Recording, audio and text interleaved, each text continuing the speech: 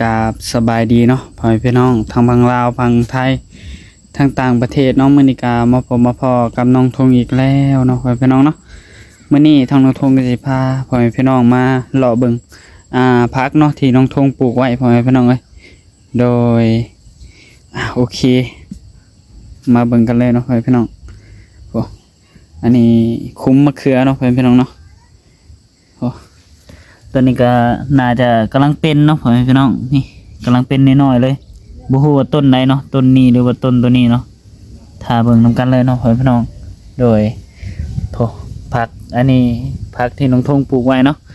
ก็เริ่มใหญ่แล้วพ่อแม่พี่น้องแต่ว่าแดดมาเนาะก็เลยแห้งเนี่ยเป็นธรรมดาเนาะพ่อแม่พี่น้องเนาะโอ้แต่ว่าดินแถวนี้มันบ่ค่อยงามเนาะเพราะว่ามันปนกับขี้หินเนี่ยโอ้ผักบงก็เริ่มเกิดแล้วพ่อแม่พี่น้องแต่ว่าฝนตกมามื้อนั้นเนาะพ่อแม่พี่น้องเนาะฝนตกมามื้อน่ะตกมาผีเบิดเลยผักบงก็ตกอยู่ผีเบิดเลยเนาะพ่อแม่พี่น้องฝนสาดมาตกอยู่ผีเลยผักบงน้องทงก็ได้โอ้มีตัวยังบ่เกิดก็มีเนาะโอ้ตกมาอยู่ผีเบิดเลยนี่มีตัวยังบ่เกิดก็มีผักบงนี่นะเพราะว่าฝนตกแห้งเติมน้ำมือนะฮะก็เลยน้ำผัดมาฮอดพี่เลยเนาะพี่น้องเม็ดผัก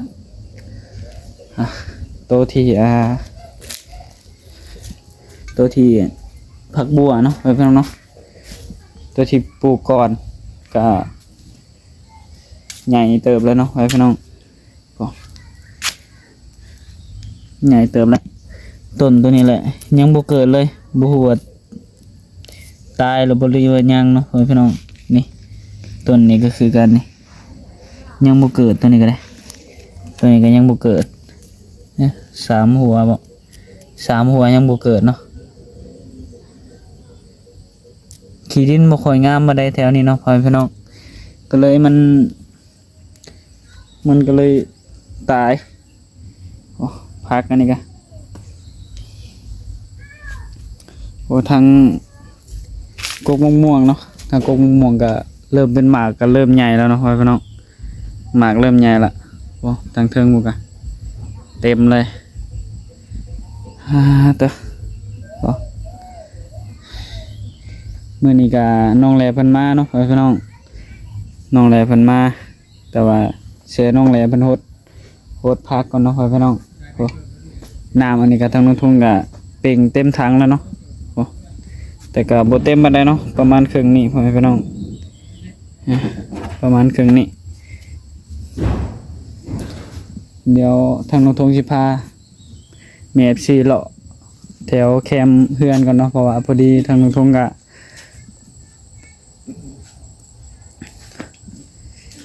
อันนั้นเนาะพี่น้องเนาะยันปวกขึ้นก็ทางน้องทุ่งก็เลาะอยู่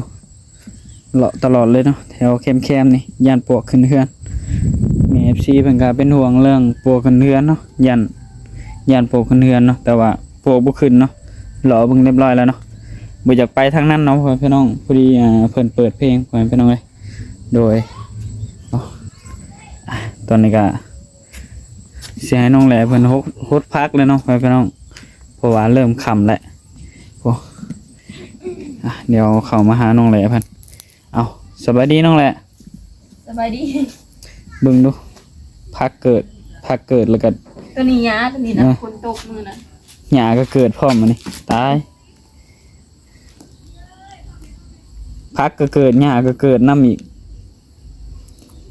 คณะฮดพักแล้วหญ้ามันก็เกิดน้ำอยู่แล้วม่วงก็เริ่มเป็นแล้วเนาะแต่ไปกกหุงกกหนึ่งอยู่ในนี่ก็มันตายแล้วก็ทางน้องทงก็กลนทิ่มเลยแยกบอกตัวได้หยาตัวได้พักฮะโอ้อย่าลกเบิดได้น้องแหละ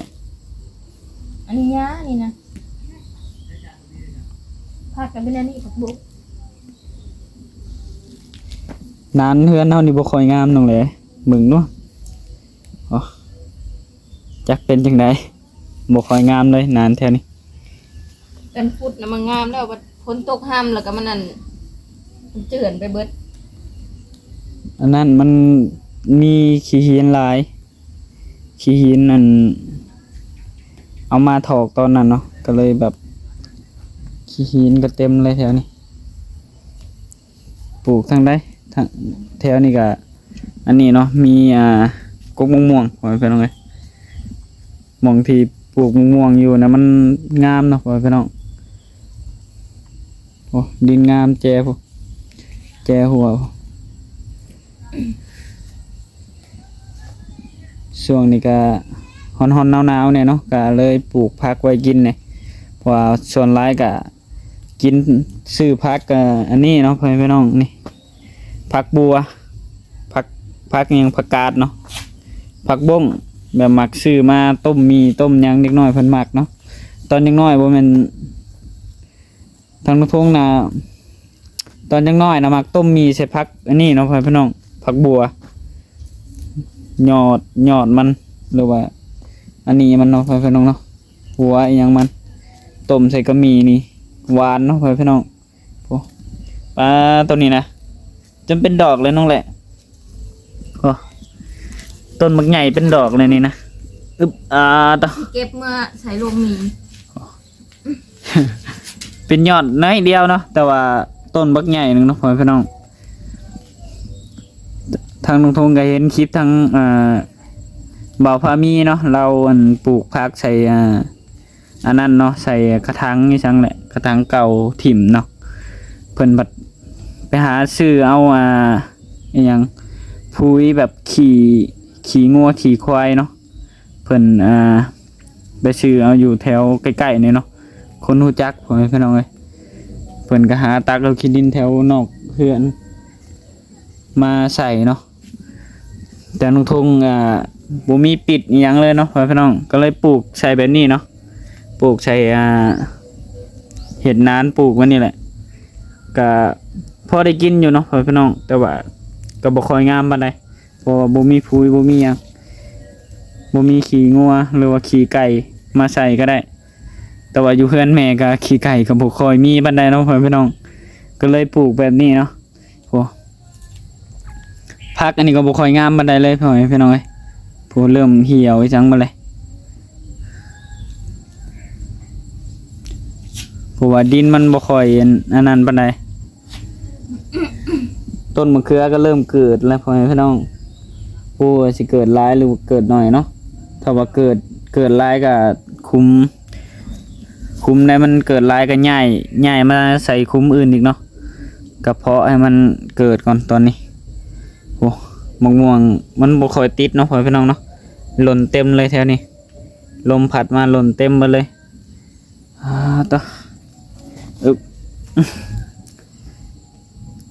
ระวังลกพักออกได้น้องแหละ ลูกหญ้า ลกหญ้าไปถึกพักมาแห้งอีกแล้ว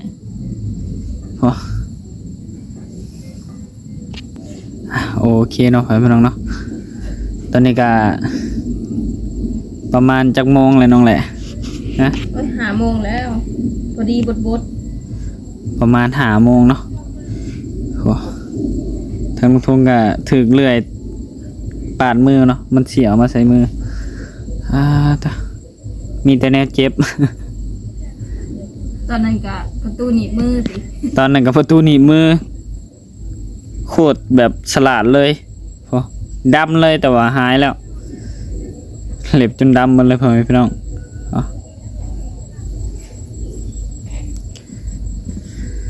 มะม่วงตัวนี้เกิดต่ำมาลีพี่น้องบ่ฮู้ว่าสิติดหรือบ่ตัวเกิดต่ำๆนี่นะ อีดอก เริ่มใหญ่แล้วเนาะแต่ว่ากำลังสิใหญ่นี่เด็กน้อยก็ค่อยๆจอบมาลอยเอาแหละ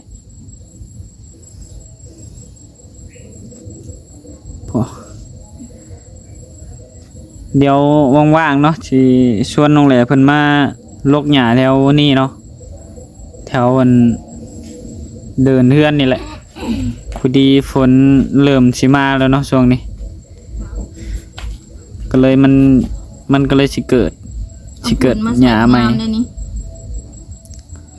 พุ่นขี้แบ้มาใส่นี่งามเลย แต่ว่าบ่มีพุ่นขี้แบ้ ขี้แบ้หรือว่าขี้งัวขี้ไก่ก็ได้เนาะแต่ว่ามันบ่มีพ่อแม่พี่น้องเอ้ยไก่เพื่อนแม่ก็บ่ค่อยหลายเนาะพ่อแม่พี่น้องไก่ประมาณ 2-3 ตัวนี่แหละพอได้อันเลี้ยงไว้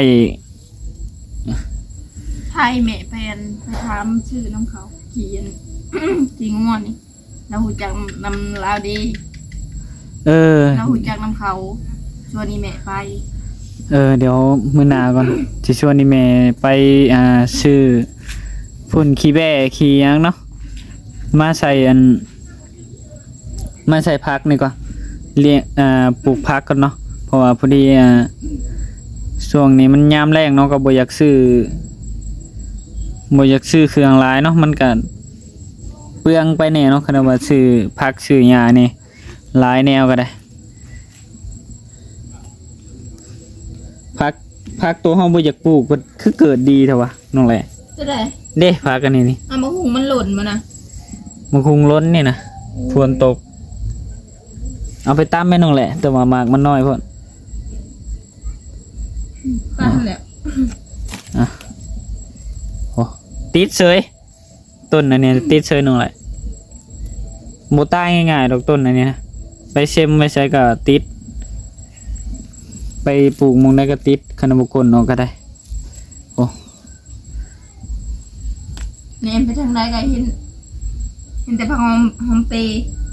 ผักหอมเปรย์นั่นเต็มมาเลยพี่น้องอันนี้ก็หอมเปรย์เนาะอันนี้เนาะ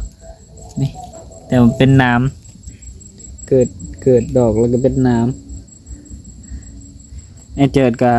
เอาไปปลูกพร้อมอันนี้นะปลูกเทื่อนึงนะแผ่ไปเบิดเลยพี่น้องเอ้ยกับน้ำพักอันนี้นะ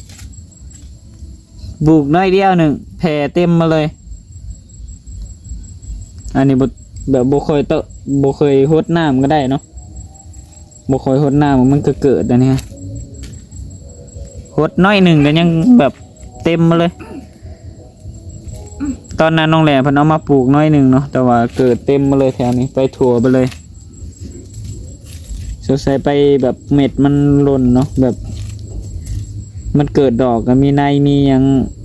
มันก็แตกเต็มมาเลยแถวนี้ แผ่ได้ดิ โอ้แผ่ไปหอดพูพี่ลึ อั ก นนี้ พี่ ยัง โล ไม่ได้ปลูกได้มันเกิดเอง เกิดเองพี่ตอนนั้นคือว่าเห็นน้องแหล่เพิ่นปลูกแถวนี้แหละเต็มก็บ่ได้เต็มไปได้ดอก 2-3 อัน แม่ มาปลูกไว้แถวนี้เนาะมงกกมังนัด ไร นี่ แม่เอาเมื่อนกลนเมื่อปลูกอันนี้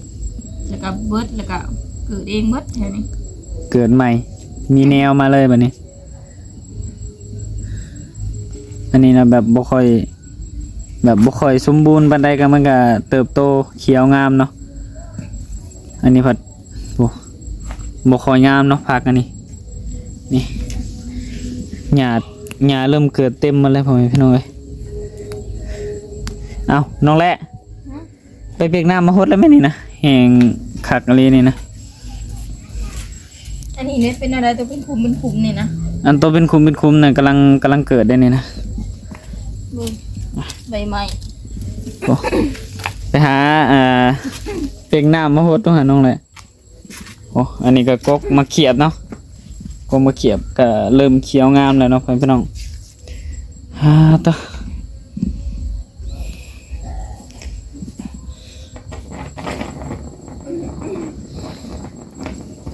ตอนนี้ก็เริ่มค่ำแล้วเนาะว่าสิเป่งน้ำใส่อ่างนี่ไว้เนาะยามมันแตกเพราะว่ากบก็กินเบิดเลยยันอ่างมันแตกเนาะก็เลยว่าสิเป่งน้ำไว้เป่งน้ำใส่ให้มันอันนั้นไว้เนาะยันมันแตกของพี่น้องตอนนี้ก็น้องแหล่เพิ่นก็โหดพักแล้ว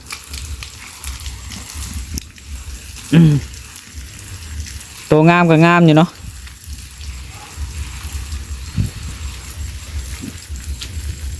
พอมีเราผัดอันนั้นเนาะ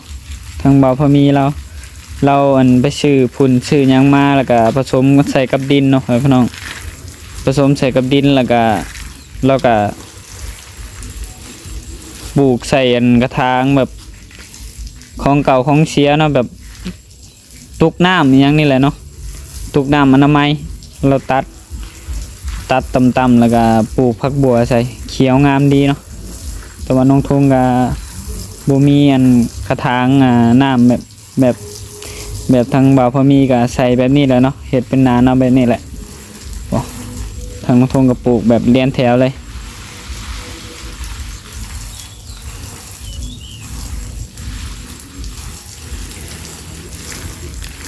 เล็กล่มเนาะเป็นคนเป็น น้ำถังแห้งโฮดได้เด้อแจ๊บผู้หมองมันไหลน่ะนะหมองโฟตกไหลไปพุ่นนะเม็ดพักนะ มาได้อ๋อแจ๊บพุ่นเนาะฝนตกไหลไปเบิดเลย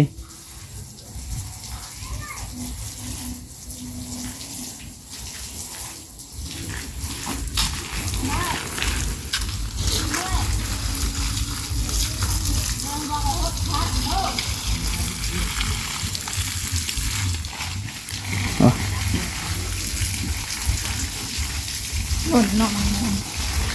มะม่วงหล่นสิเบิดเลยนี่นะตัวอันติดอยู่กับบี้อยู่ ก็คือบริกินกันในดอกมะม่วงทงเพราะว่าอยู่ห้องบุญก็ได้กินอยู่ ทางไหน คุณเด้ ข้างนอก เพื่อยู่นะได้กินอยู่มะม่วงนะมันก็บริอึด ยามนี่ก็บูดนั่นแหละบัดมันเบิดได้ใส่ได้ใส่ตรงไหน มันเบิดกับบริกินเป็นมือที่คนเบิดอยู่ที่กับเบิดคือกันหันแหละอันนี้ปลาให้มันชุกไปจน ใครเดินนอกป่ามันสุกนะสิเหลืออยู่บ่ป่ามันสุกนะน้องเลยว่า จากแล้ว ย่ำบ่เหลือซ้ำตอนนี้ก็ให้น้องแลเพิ่นหดพักก่อนเนาะพี่น้องโอ้ต้นบางน้ำต้นเขียวงามมะลิแต่ว่า อาจจะสิได้กินปีหน้าบ่แหละปีนี้บ่ได้กิน บางนั้นนี่ก็ปลูกไว้ซื่อๆพ่อแม่พี่น้องเอ้ยแต่ว่ามันก็ดนเนาะเพื่อสิได้กินก็ได้ต้องหาเห็ดแนวอื่นก่อนเนาะก็มีหลายต้นอยู่เนาะต้นบางนัด2-3ต้นหมดแจผมก็มี มันสิตายเลย บ่ตายง่ายๆดอกต้นบางนัดเดี๋ยวก็เกิดขึ้นมาอีกฝนตกมันก็พื้นโอเคเนาะทางนุทงก็สิได้จบคลิปแล้วพ่อแม่พี่น้องเอ้ยก็ประมาณนี้เนาะก็มื้อนี้ก็มาโหดพักอีหยังแน่เนาะพาน้องแหล่เพิ่นมามื้อนี้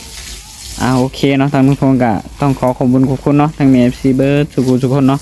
ที่มึงคลิปของนุทงแต่ต้นจนจบที่บ่ความโฆษณาเนาะก็สิขอลาไปก่อนเนาะพี่น้องสบายดีน้องแหละ สบายดี โอเคเนาะทางนุทงก็ขอกล่าวคำว่าสบายดี